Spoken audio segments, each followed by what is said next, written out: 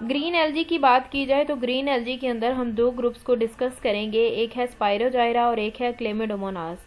Green LG जो हैं उनकी 17,000 स्पीशी होती हैं और इनका स्ट्रक्चर और लाइफ हिस्ट्रीज जो हैं वो बहुत ज़्यादा डाइवर्स किस्म की हैं। इनके अंदर बहुत ज़्यादा वैरायटी प्रेजेंट होती है और मोस्टली जो ग्रीन एलजी होते हैं वो इक्वेटिक होते हैं, वो वाटर ड्वेलिंग होते हैं। और अगर इनके हैबिटेट्स की बात की जाए तो ये सिर्फ वाटर के अंदर ही नहीं, जहाँ कहीं पे जहाँ स्नो सरफेस होती है वहाँ पर भी ग्रो कर सकते हैं, ट्रीज वगैरह के ऊपर भी ग्रो कर सकते हैं, सॉइल के अंदर भी रह सकते हैं। और फंजाई के साथ एक एसोसिएशन जिसको सिम्बायोटिक एसोसिएशन कहा जाता है वो भी बना सकते हैं। सिम्बायोटिक एसोसिएशन ऐसा होता है जिसमें दोनों मेंबर्स को फ़ायदा होता है। जैसे एलजी जो है वो फंजाई के साथ लाइकन का एसोसिएशन, सिम्बायोटिक एसोसिएशन बनाता है, तो एलजी और फंजाई के मिलने से लाइकन्स बनते हैं। तो लाइकन की फॉर्मेशन में एलजी को फंजाई से फ़ायदा होता है, फंजाई को एलजी से होता है। तो इस तरह से इनके दरमियान एक सिम्बायोटिक एसोसिएशन जो है वो बन जाता है। नेक्स्ट अगर देखा जाए तो इसके अंदर जो है वो फ्रेश वाटर प्रोटोजोआ, स्पॉन्जिस और इसके अलावा और भी बहुत से ऑर्गेनिज्म जो हैं वो इसके अंदर आते हैं। इनकी अगर पॉपुलेशन को देखा जाए तो इसके अंदर माइक्रोस्कोपिक ऑर्गेनिज्म आते हैं, यूनिसेलुलर ऑर्गेनिज्म आते हैं और फ्री लिविंग एल्गी भी आते हैं, जो कि डेजर्ट वगैरह में, जो कि डेजर्ट वगैरह के अंदर इस तरह की क्रस्ट वगैरह के ऊपर पाए जाते हैं, जहाँ पर और हर किस्म के ऑर्गेनिज्म के लिए ग्रो करना पॉसिबल नहीं होता। तो ऐसी क्रस्ट जहाँ पे जो डेजर्ट की क्रस्ट होती हैं उनके अंदर ग्रीन एल्गी के साथ साथ और भी बहुत सी कम्युनिटीज़ जो हैं वो साइंटिस्ट ने आइडेंटिफाई की हैं, जैसे कि साइनोबैक्टीरिया, डायटम्स, लाइकन्स, ब्रायोफाइट्स और भी बहुत से टेक्सास जो कि सॉइल की अपर वाली लेयर्स के अंदर प्रेजेंट होते हैं।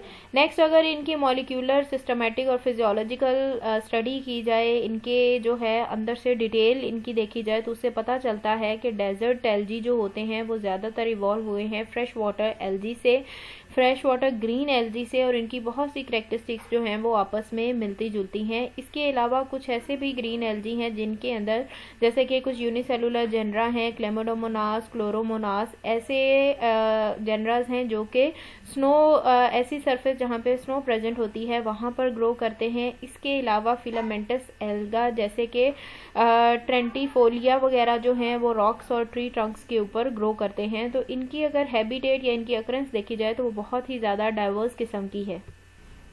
स्नो एल्गी की बात की जाए तो स्नो एल्गी जो हैं वो यूनिक होते हैं। उसकी रीज़न ये होती है कि इनके अंदर टॉलरेंस जो होती है वो बहुत ज़्यादा होती है। हाई एक्सट्रीम टेम्परेचर को भी ये टॉलरेट कर सकते हैं, बहुत ज़्यादा हाई एसिडिटी को, बहुत ज़्यादा न्यूट्रिएंट की अगर बहुत ज़्यादा शॉर्टेज हो, किसी भी तरह की एक्सट्रीम कंडीशन हो जिसके अंदर नॉर्मल एल्गी ग्रो नहीं कर सकते, स्नो एल्गी उसके अंदर भी ग्रो कर सकते हैं।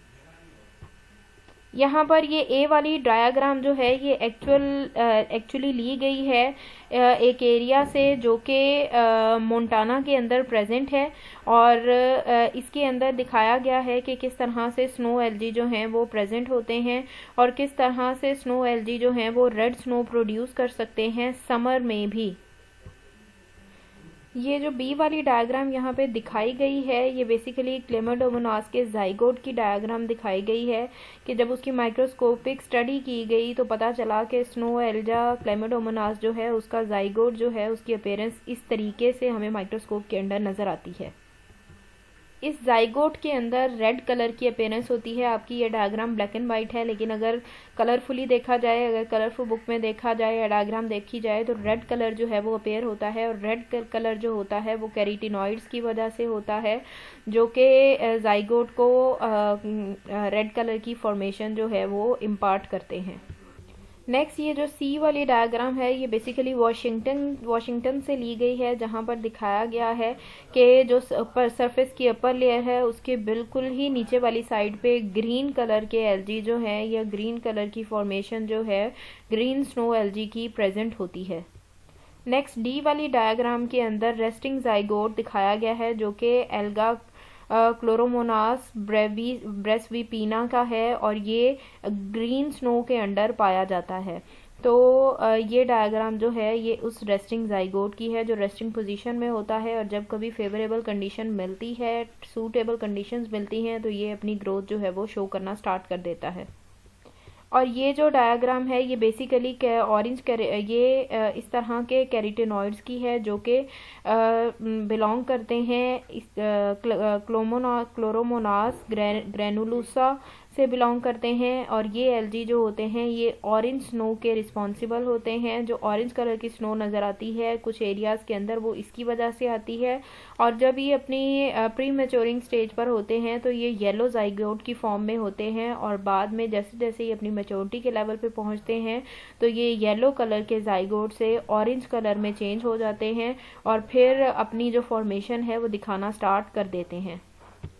एल्गी के काफ़ी ग्रुप्स के अंदर बहुत से कैरोटीनॉइड्स प्रेजेंट होते हैं और इन कैरोटीनॉइड्स का ये फंक्शन होता है कि जब कभी इंटेंस लाइट इंटेंसिटी जब बहुत ज़्यादा इंटेंस किस्म की होती है लाइट तो उसके आगे एज अ शील्ड जो है वो ये काम करते हैं और एल्गी को डेसिकेशन से बचाते हैं। डेसिकेशन का मतलब होता है कि जब बहुत ज़्यादा लाइट पड़े या बहुत ज़्यादा हाई टेम्परेचर हो जाए तो किसी भी बॉडी के अंदर से मॉइस्चर जो है वो उड़ सकता है और उसकी डेथ हो सकती है। तो ये जो कैरोटीनॉइड्स होते हैं ये इंटेंस लाइट के आगे एज अ शील्ड के तौर पे काम करते हैं। इसके अलावा एल्गी के अंदर जो एसेसरी पिगमेंट्स होते हैं वो एल्गी को ऑरेंज, रेड और रस्ट कलर की फॉर्मेशन देते हैं। ग्रीन एल्गी जो होते हैं वो बहुत से फ्रेश वाटर में रहते हैं लेकिन बहुत से ऑर्गेनिज्म जो इसके होते हैं वो मैरीन एनवायरनमेंट के अंदर भी एग्जिस्ट करते हैं। अगर इनके साइज़ की बात की जाए तो साइज़ की बहुत ज़्यादा रेंज पाई जाती है इनके अंदर। जैसे कि इसके अंदर कुछ ऑर्गेनिजम्स जो होते हैं वो बहुत ज़्यादा स्मॉल होते हैं और कुछ जो होते हैं वो बहुत ज़्यादा लार्ज होते हैं। कोडियम मैग्नेगम जो है इसका एक ऑर्गेनिज्म है जो कि मैक्सिको के अंदर पाया जाता है। इसकी ब्रेथ देखी जाए तो वो ऑलमोस्ट 25 सेंटीमीटर तक होती है और अगर लेंथ देखी जाए तो वो मोर देन 8 मीटर्स होती है। तो इस तरह करके इसके अंदर जो रेंज है वो बहुत ज़्यादा वेरी करती है। ग्रीन एल्गी की अगर देखा जाए तो इनकी ब्रायोफाइट से बहुत ज़्यादा रिजेम्बलेंस जो है वो देखी गई है, चाहे वो इनकी लैंड एडेप्टेशन फैक्टर्स हों या फिर इनके और भी बहुत से लिविंग हैबिट्स हों। नेक्स्ट अगर देखा जाए तो ग्रीन एल्गी, ब्रायोफाइट और वस्कुलर प्लांट्स ऐसे ऑर्गेनिज्म हैं जिनके अंदर ये सिर्फ वो वाहिद ऑर्गेनिज्म है जिनके अंदर chlorophyll A, chlorophyll be present होता है और साइड बाय साइड इनके अंदर जो स्टोर रिजर्व मटेरियल होता है वो स्टार्च की फॉर्म में होता है और इनके अंदर प्लास्टिड्स भी प्रेजेंट होते हैं। नेक्स्ट अगर देखा जाए तो सारे के सारे ग्रीन एल्गी जो होते हैं वो ब्रायोफाइट और वस्कुलर प्लांट से मिलते जुलते नहीं होते क्योंकि इनकी सेल वॉल कंपोजिशन ज़रूरी नहीं कि सबके अंदर सेलुलोज, हेमी सेलुलोज और पेक्टिन सब्सटेंसेस जो हैं वो प्रेजेंट हों तो इनका थोड़ा बहुत जो है वो डिफरेंस आ सकता है। कुछ स्पीशी जो है वो ब्रायोफाइट और वस्कुलर प्लांट से मिलती हैं और कुछ ऐसी भी हो सकती हैं जो कि सेल वॉल की कंपोजिशन की बेस पे दूसरों से वेरी करें। इसके अलावा एल्गी के अंदर कुछ रिप्रोडक्टिव सेल्स होते हैं जो कि प्लांट्स के स्पर्म सेल से मिलते जुलते होते हैं।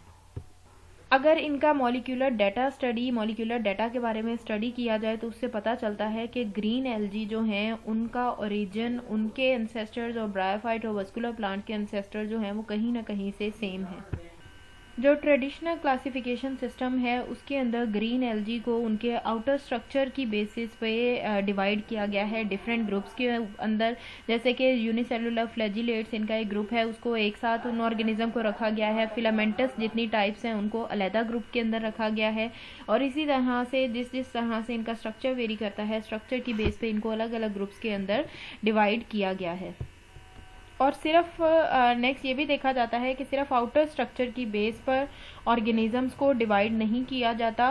नेक्स्ट इनके अंदर फर्दर भी इनके रिलेशनशिप्स को देखा जाता है जैसे कि माइटोसिस, साइटोकाइनेसिस और इसके अलावा इनके रिप्रोडक्टिव सेल्स की स्टडी की गई है जिसकी बेसिस के ऊपर इनको जो है वो अलग अलग ग्रुप्स के अंदर डिवाइड किया गया है।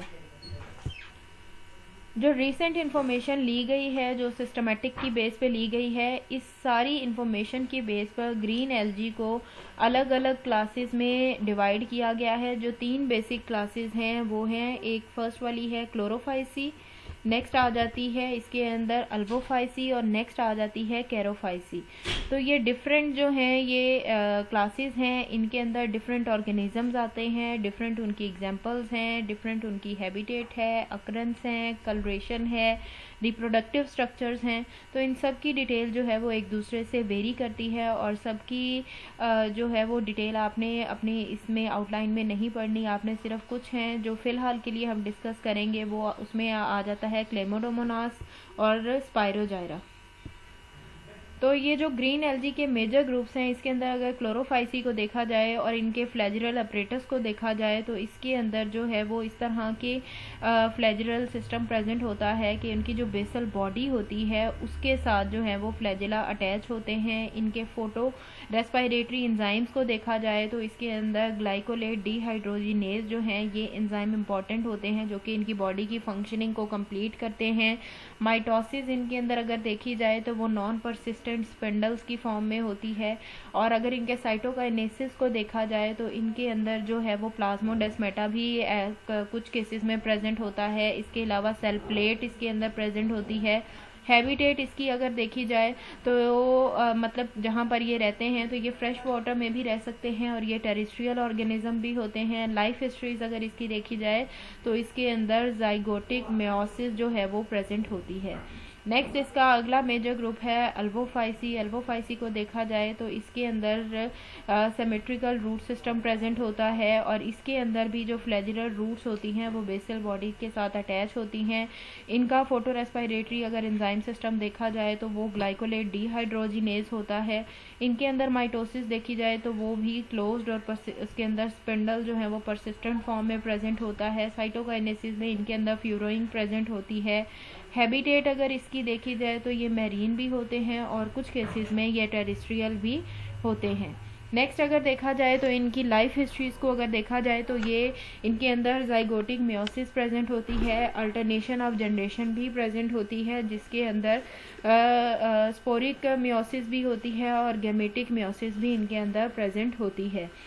नेक्स्ट आ जाता है इनका थर्ड ग्रुप जिसको कैरोफाइसी कहा जाता है। इनके अंदर asymmetrical flagellar root system present होता है और इनके अंदर मल्टी लेयर्ड स्ट्रक्चर्स प्रेजेंट होते हैं। इनके रेस्पायरेटरी फोटो रेस्पायरेटरी एंजाइम्स को अगर देखा जाए तो ग्लाइकोलेट ऑक्सीडेज प्रेजेंट होता है। कैटालेज पर ऑक्सीसोम इनके अंदर प्रेजेंट होता है। मेयोसिस इसकी जो होती है उसके अंदर परसिस्टेंट स्पिंडल्स प्रेजेंट होते हैं और वो ओपन होते हैं। अगर इसकी साइटोकाइनेसिस को देखा जाए तो उसके अंदर सेल प्लेट प्रेजेंट होती है, फ्यूरोइंग प्रेजेंट होती है और इसके अंदर फ्रेगमोप्लास्ट होते हैं, प्लाज्मोडेस्माटा होते हैं। हैबिटेट अगर इनकी देखी जाए तो ये फ्रेश वाटर भी होते हैं और टेरेस्ट्रियल भी होते हैं। लाइफ हिस्ट्रीज की बात की जाए तो इनके अंदर जाइगोटिक मेयोसिस जो है वो प्रेजेंट होती है। तो इस तरह से ये एल्गी के अलग अलग से ग्रुप्स हैं और ये इसकी 3 मेजर क्लासेस हैं जो जिनके एक दूसरे से जो कि डिफरेंट बेसिस पर वेरी करते हैं। नेक्स्ट अब इसके हम एग्जांपल्स को पढ़ेंगे जिसमें क्लेमोडोमोनास होगा और स्पायरोजाइरा होगा।